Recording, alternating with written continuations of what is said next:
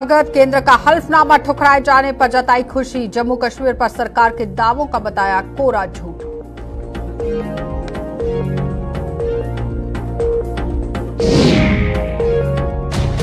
कश्मीर घाटी में रसद की सप्लाई पर पड़ रहा असर, सांबा में पिछले 5 दिनों से रोके गए सैकड़ों ट्रक, रामबन में हाईवे पर उपजे हालात का दिख रहा असर।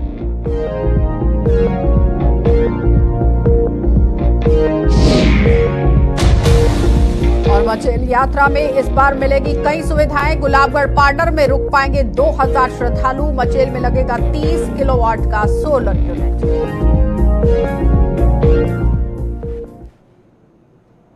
नमस्कार, बुलेटिन में आपका स्वागत है। मैं हूं आपके साथ आशा सरमाल। चलिए शुरुआत करते हैं जम्मू कश्मीर से जुड़ी खबरों की। पीडीपी ने अनुच्छेद 370 पर सुप्रीम कोर्ट में शुरू हुई सुनवाई के दौरान सरकार शीर्ष अदालत द्वारा केंद्र के नए हल्फनामे पर विचार करने से इनकार करने का स्वागत किया।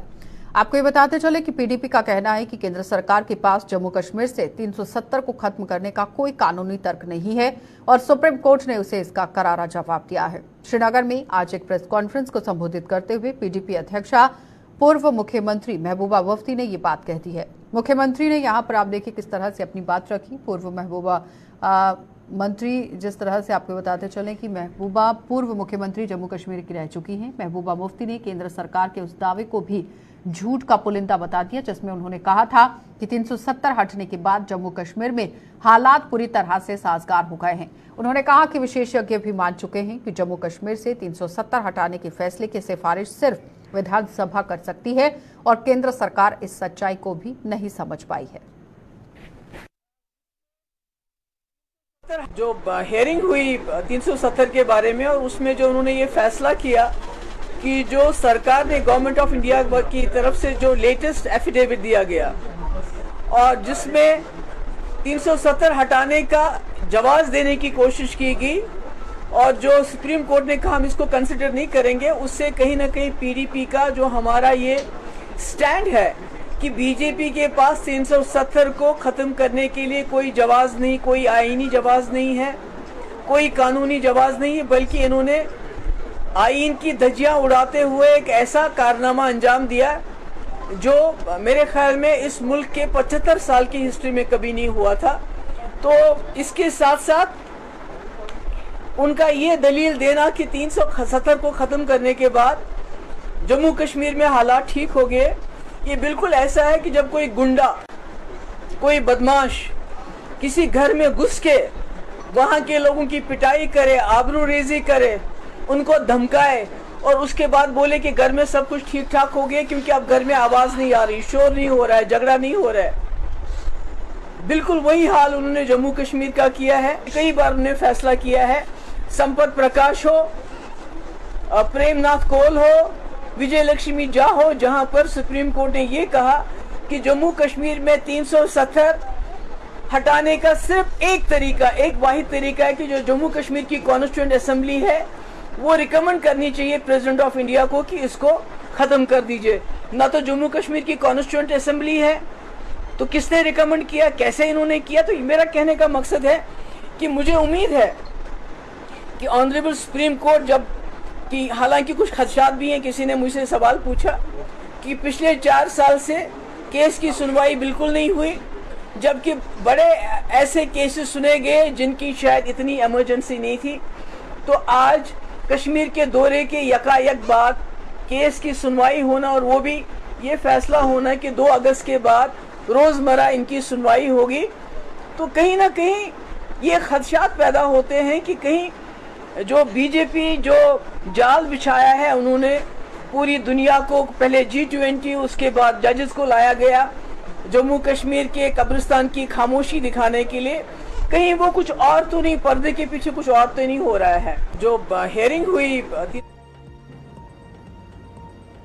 जम्मू श्रीनगर हाईवे बाधित होने से कश्मीर घाटी में जरूरी रसद की सप्लाई पर इस बार फिर गहरा असर पड़ रहा है। जम्मू पठानकोट हाईवे पर सांबा में कश्मीर जाने वाले सैकड़ों ट्रकों को रोक दिया गया है और 5 दिन से यहां रुकने पर उनमें लदा हुआ सामान भी खराब होने लगा है। खासतौर पर पोल्ट्री उत्पाद लेकर यहां कश्मीर जा रहे ट्रक चालकों को इसका सबसे ज्यादा खामियाजा भुगतना पड़ रहा है। मौजूदा समय में क्या कुछ हालात हैं, इस पर आप देखिए किस तरह से यहाँ पर जानकारी भी जुटाई जा रही है। लेकिन लगातार आप देखिए किस तरह से पिछले 5 दिनों से इन ट्रकों को रोका गया है। कश्मीर घाटी में रसद लेकर ये गाड़ियां जा रही हैं, लेकिन रास्ता बंद होने का खामियाजा इनको भुगतना पड़ रहा है। और पोल्ट्री जैसा उत्पाद अगर किसी ट्रक के अंदर मौजूद है तो काफी तरीके से उसका नुकसान भी हो सकता है। तो फिलहाल इस वक्त तस्वीरों में आप देख रहे हैं कि लंबी लंबी कतारें किस तरह से यहाँ पर ट्रकों की लगी हुई हैं। कश्मीर घाटी में रसद की सप्लाई पर सीधा असर जो है वो देखा जा रहा है। और सांबा में पिछले 5 दिनों से सैकड़ों ट्रक यहाँ रोके गए हैं और रामबन में हाईवे पर इस तरह से हालात जो हैं वो उपजे हुए हैं। लेकिन इस तरह आप देखिए आम जनता को किस तरह से जो खामियाजा है वो भुगतना पड़ सकता है, क्योंकि टमाटर के भी जो दाम है वो आसमान छूते नजर आ रहे हैं। और अगर इन ट्रकों के अंदर सामान खराब हो जाता है तो जाहिर तौर पर जो रसद की सामग्री इन ट्रकों के अंदर मौजूद है उसके रेट में भी बढ़ोतरी देखी जा सकती है। तो फिलहाल देखना ये होगा कि कश्मीर घाटी में जिस तरह से ये सामान ले जाया जा रहा है समय से पहले किस तरह से पहुंचाया जाएगा। और साथ ही साथ आपको ये बताते चलें कि रामबन के अंदर हालात जिस तरह से उपजे हुए हैं उसी को मद्देनजर रखते हुए ये पूरा असर देखा गया है। ऋषि खजूरिया हमारे साथ हमारे संवाददाता जुड़ चुके हैं। ऋषि, आपसे ताजा जानकारी जानना चाहेंगे। देखिए, आपको बताते चले कि जिस तरह से लगातार जो यात्री हैं वो पहले सफर कर रहे थे, क्योंकि मौसम जो खराब हुआ तो यात्रा को रोकना पड़ा। श्री अमरनाथ जी के श्रद्धालु जो हैं वो लगातार अलग अलग बेस कैंप पर रुके हुए थे। लेकिन उसी के साथ साथ अगर कश्मीर जाने वाली एसेंशियल सप्लाई को लेकर बात करें तो पिछले 5 दिनों से एसेंशियल सप्लाई जो है सांबा में राष्ट्रीय राजमार्ग के साथ जो वो तमाम ट्रकों की बड़ी बड़ी कतारें यहाँ पर लग चुकी हैं। ट्रक चालक लगातार परेशानी का सामना कर रहे हैं। उनका साफ तौर पर कहना है कि जो पेरिशेबल खराब हो चुकी है, जिसमें फ्रूट्स वेजिटेबल्स को लेकर बात कर ले या फिर जिस तरह से भेड़ बकरियां भी वहां पर जा रही है कश्मीर में, तो वो भी मरना शुरू हो चुकी हैं। उनका साफ तौर पर कहना है कि यहाँ पर पानी की व्यवस्था नहीं है, पानी लेने के लिए उनको काफी दूर तक जाना पड़ता है, खाने का यहाँ पर व्यवस्था नहीं बन पा रही है।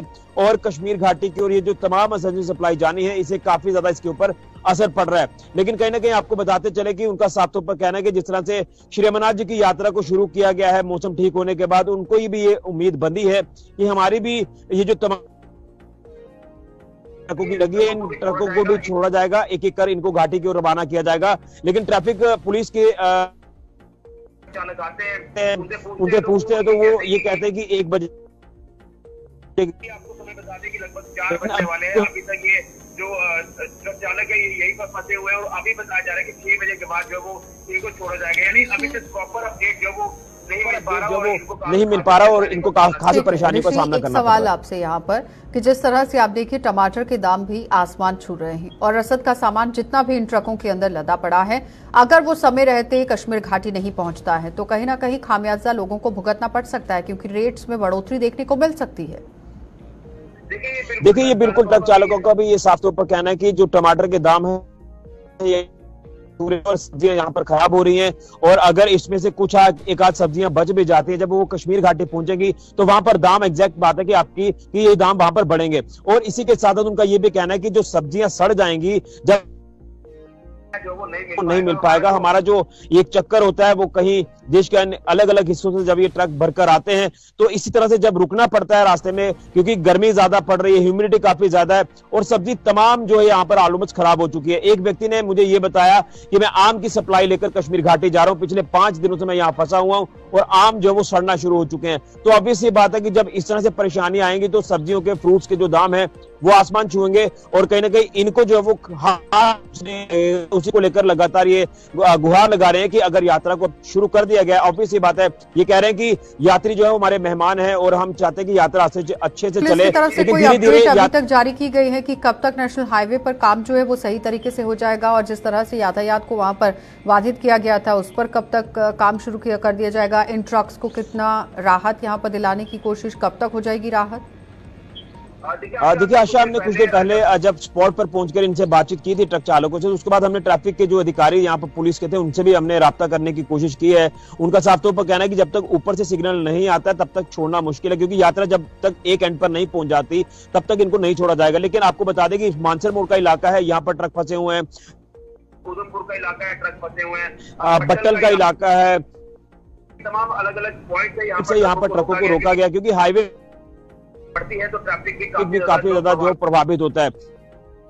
कतारें हैं वो तो लगी है, ट्रक जो एसेंशियल प्रभावित हो रही है, हाईवे प्रभावित हो रहे हैं, ट्रैफिक जैम की स्थिति यहाँ पर बनी हुई है। और ट्रैफिक ऋषि, आपको नहीं लगता कि यहाँ पर यात्रा के साथ साथ ट्रक की भी आवाजाही बहाल करना जरूरी था और सुनिश्चित किया जाना चाहिए था कि किस तरह से ये रूट जो है वो डाइवर्ट करेंगे कि ट्रक कहाँ से जाएंगे और यात्रा को कहाँ से ले जाया जाएगा? देखिए, बिल्कुल बड़ा अच्छा सवाल आपने किया। इसी चीज को लेकर तो ट्रक चालक भी कह रहे हैं कि अगर यात्रा जो है वो चल रही है तो यात्रा में एक पड़ाव से जो है वो कुछ ट्रकों को आगे जाने की इजाजत दी जाए ताकि इसका सामान बचे, इनके हाथ कुछ लगे, अर्निंग तो नहीं होगा। और अब देख रहे हैं कि ट्रैफिक पुलिस शाम तक क्या कुछ संज्ञान लेती है। अगर मानसर मोड़ का इलाका मैं जिक्र कर रहा हूं, तो उम्मीद यही जताई जा रही है कि शाम तक जब यात्रा जो अपने बेस कैंप तक पहुंच जाएगी उसके बाद ट्रकों को जाने की इजाजत दी जाएगी और जब ट्रकों को छोड़ा जाएगा तो ये अपने गंतव्य तक पहुंचेंगे और उसके बाद ही जो आगे का इनका जो सिनेरियो है वो हमें देखने को मिलेगा। धन्यवाद जुड़ने के लिए। तो फिलहाल आपने देखा ऋषि खजूरिया हमारे साथ जुड़े हुए थे जो बता रहे हैं कि किस तरह से नेशनल हाईवे पर जिला सांबा की बात करें तो ट्रक फंसे हुए हैं, उधमपुर के अंदर ट्रक फंसे हुए हैं, मानसर मोड़ का इलाका है वहां पर भी ट्रक फंसे हुए हैं, जिस पर प्रशासन को गौर फरमाने की जरूरत है कि एक तरफ आप देखिए अमरनाथ यात्रा जा रही है, बहुत अच्छे से यात्रा चल रही है, लेकिन दूसरी तरफ जो ट्रकों के अंदर रसद की सामग्री डाली गई है वो खराब हो रही है और उसके लिए भी रूट यहाँ पर निर्धारित करना बहुत जरूरी है। आगे बढ़ जाते हैं। इस बार 25 जुलाई से शुरू होने जा रही वार्षिक मचेल यात्रा पहले से कई बेहतर साबित होने जा रही है। किश्तवाड़ प्रशासन ने इस बार फिर से यात्रा की सुविधाओं में भारी स्तर पर इजाफा कर दिया है ताकि यात्रा पर आने वाले श्रद्धालुओं को कोई भी परेशानी यहां पर ना झेलनी पड़े। और किश्तवाड़ के डीसी देवांश यादव ने बताया कि इस बार फिर पहली बार गुलाबगढ़ पाडर में 2000 श्रद्धालुओं को ठहराने की व्यवस्था की जा रही है और पाडर में पार्किंग सहित ट्रांसपोर्टेशन की सुविधा भी रहेगी। तो मचेल में इस बार 30 किलोमार्ट का भी यहां पर आप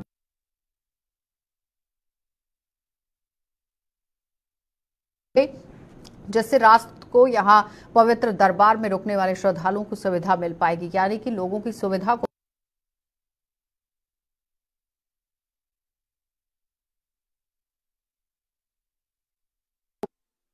हमारे पास पहली बार गुलाबगढ़ पाडर में 2000 लोगों के रहने की व्यवस्था होगी। इसके साथ साथ हमारे पास जो पाडर का इलाका है वहाँ पे लेटेस्ट फैसिलिटीज़, पार्किंग की सुविधाएं और लोगों के आवागमन के लिए ट्रांसपोर्टेशन रहेगा।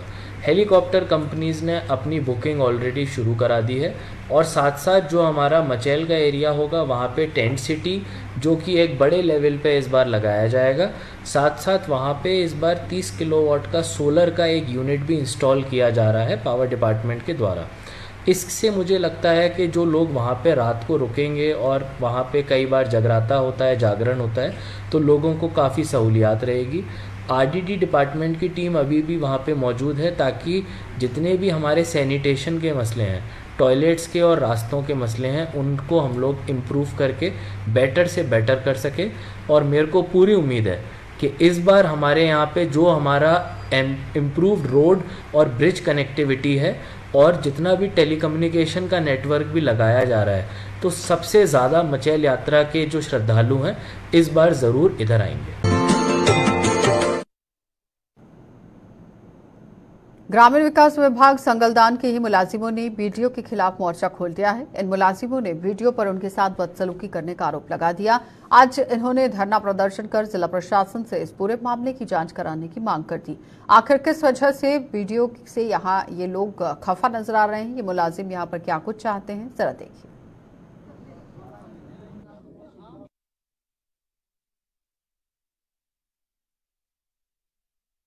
सर कल हम सर वीडियो साहब ने हमें सर गांधरी में बुलाया कुछ फाइल के मसले में सर, और जब फाइलें देखी सर आगे से गाली गलौज निकालने लगे सर। वो सर अच्छा बिहेव थोड़ा होता है गाली निकालना सर, माँ बहन की गालियाँ निकालते हैं सर। हम चाहते हैं तब तक सर हम बैंड आउट स्ट्राइक नहीं लेंगे जब तक इसका कुछ हल नहीं होगा सर। सभी के सवाल वीडियो साहब से यही थे कि मतलब एक अब्यूसिव लैंग्वेज जो यूज़ करते हैं स्टाफ के खिलाफ। कल जैसे हमारे इरशाद भाई ने कहा, ये नरेंद्र साहब और ये अजय भाई ने कहा कि वो गांधरी गए थे उनके पास फाइल्स लेके, तो वहाँ पे उनके साथ कुछ अच्छे से उन्होंने बर्ताव नहीं किया, कुछ अब्यूजिव लैंग्वेज यूज़ की, माँ बहन पे गाली गलौज दी। एक बात और भी, जैसे मतलब ये रेगुलरली पहले भी मतलब कई बार हो चुका है, मानते हैं काम में प्रेशर होता है। हमारे अगर कोई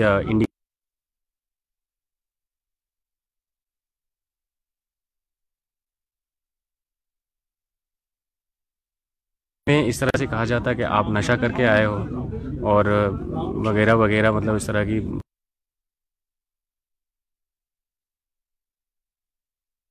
समाज कल्याण विभाग द्वारा सीमावर्ती क्षेत्र अरनिया में एक शिविर का आयोजन किया गया, जिसका शुभारंभ यहां सीडीपीओ अरनिया अंजुमन और म्युनिसिपल कमेटी के चेयरमैन रमेश सैनी द्वारा किया गया और कैंप में बच्चों की स्वास्थ्य की जांच की गई। उनके स्वास्थ्य को लेकर उनकी माताओं को जागरूक किया गया और इस शिविर में मौजूदा आंगनबाड़ी वर्कर्स में भी बच्चों के लिए हेल्थ किट्स वितरित किए गए।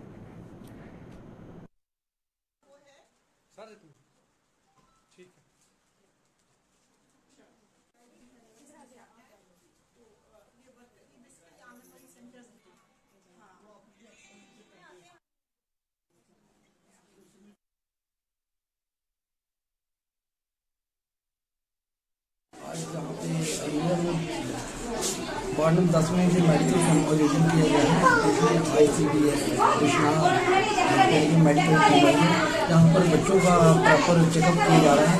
हाइट और वेट के साथ ब्लड भी चेक किया जा रहा था।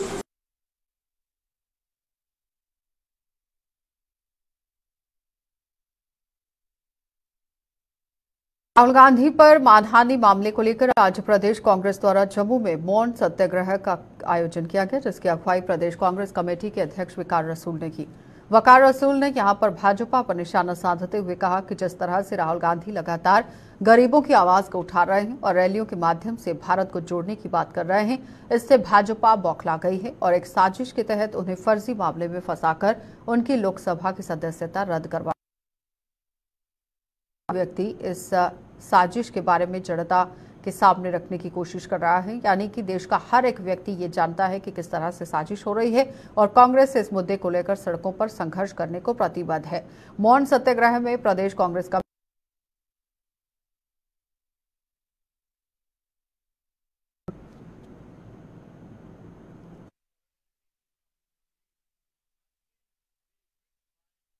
गांधी जी की जो इस वक्त षड्यंत्र रचाया जा रहा है उसके खिलाफ, उस पर यहाँ पे कांग्रेस पार्टी बैठी है। ये पूरी देश जानती है कि एक षड्यंत्र के तहत फर्जी केस लगा के उसको फंसाया गया और आज पार्लियामेंट से बेदखल किया गया, क्योंकि वो गरीबों की आवाज़ था, बेरोजगार नौजवानों की आवाज़ था, महंगाई के खिलाफ वो बोलता था, गरीब लोगों के लिए उसने यात्रा निकाली, महंगाई के लिए उन्होंने भारत जोड़ो यात्रा निकाली और उसकी लोकप्रियता पॉपुलैरिटी देख के बीजेपी बुखलाई और ये षड्यंत्र रचाया ताकि उसकी आवाज को साइलेंट किया जाए।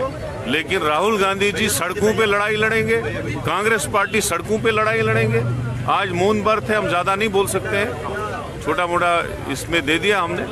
तो यही है कि जो ये देश का एक एक बच्चा जानता है कि सारा कुछ साजिश के तहत राहुल गांधी के खिलाफ रचाया जा रहा है। आज राहुल जी के समर्थन में ये मौन सत्याग्रह यहाँ पे है और जिस ढंग से राहुल जी देश के अंदर आवाज बन के आए, पार्लियामेंट के अंदर और बाहर, आज ये उनके समर्थन में ये हमने मौन सत्याग्रह पूरे भारतवर्ष में रखा है और विपक्ष ने भी माना कि राहुल जी आम आवाम की आवाज़ को बुलंद करने के लिए भारत जोड़ो यात्रा एक माध्यम यहाँ पे बना और भाजपा उसका जवाब नहीं दे सकी कि अडानी और अंबानी का रिश्ता मोदी साहब के साथ क्या है, जो भी कुछ कर ले मोदी सरकार। लेकिन कांग्रेस ने आज इस माध्यम से समर्थन देने की बात नहीं, ये बताने के लिए कि कांग्रेस डरने वाली नहीं है, राहुल गांधी डरने वाले नहीं है और ताकतवर बन के यहाँ पे निकलेंगे और आम आवाम की बात बनेंगे।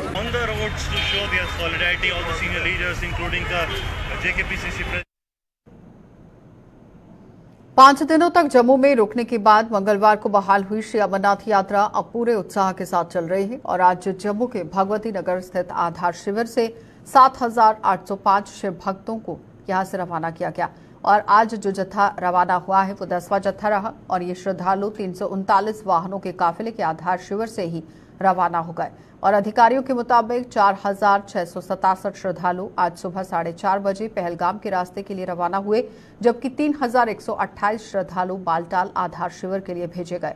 तो अमरनाथ यात्रा को मद्देनजर रखते हुए जितने भी श्रद्धालु यहां पर पहुंचे हुए हैं और जो बंदोबस्त किए गए हैं, उन्होंने सराहना की है।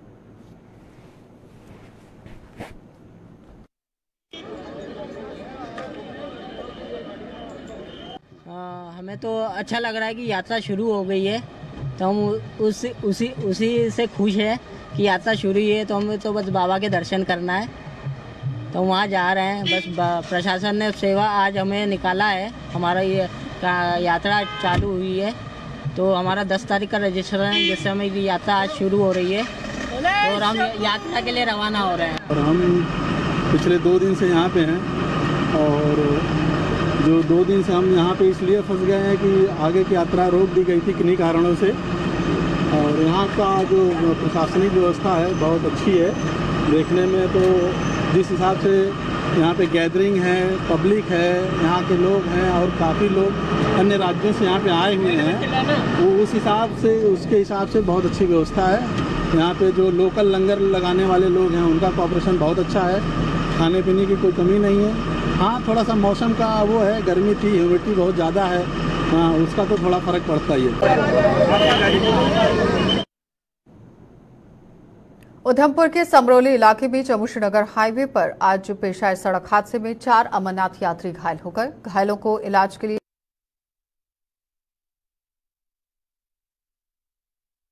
प्रयागराज के रहने वाले हैं जो जम्मू से अमरनाथ यात्रा के लिए जा रहे थे।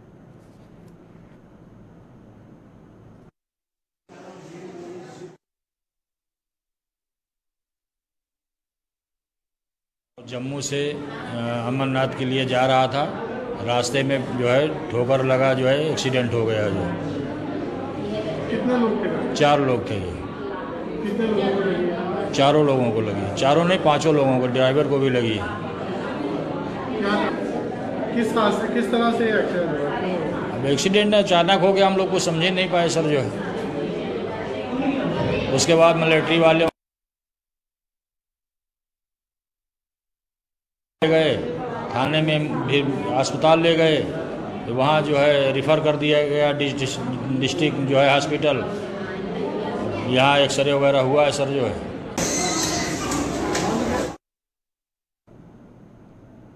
जम्मू कश्मीर पुलिस से यहां नॉन गेजेटेड पदों से रिटायर हो चुके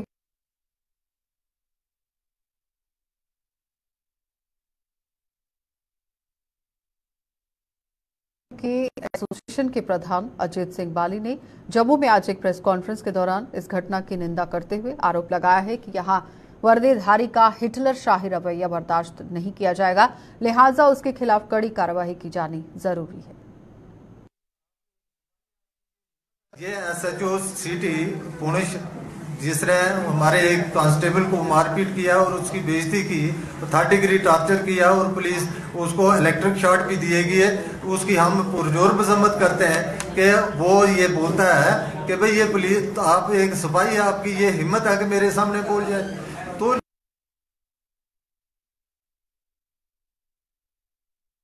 पब्लिकली शुरू कर दी।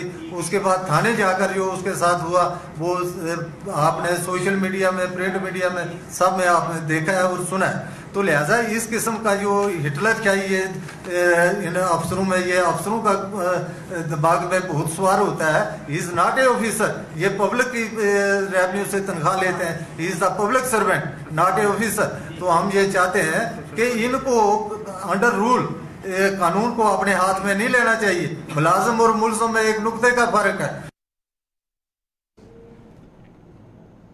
गवर्नमेंट मेडिकल कॉलेज के ही यहां बायोकेमिस्ट्री डिपार्टमेंट के पूर्व हेड स्वर्गीय डॉक्टर कपिल रैना को आज उनके सहयोगियों ने भावभीनी श्रद्धांजलि दी।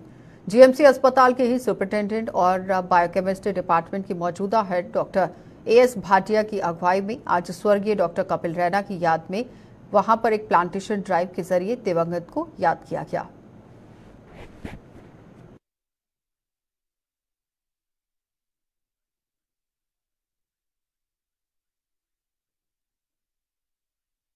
बेसिक है कि हम लोग चाहते हैं कि जो हमें चले भी जाते हैं छोड़ के, वो भी हमारे साथ रहे। और ये सबसे बड़ा श्रद्धांजलि होता है कि हम लोग लाइव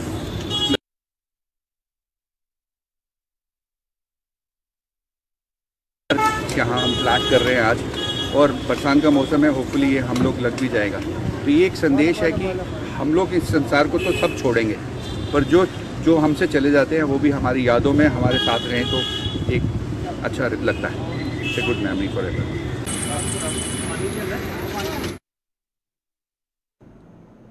चलिए, तो फिलहाल बुलेटिन में इतना ही। आप बने रहिए गुलिस्तान न्यूज़ के साथ।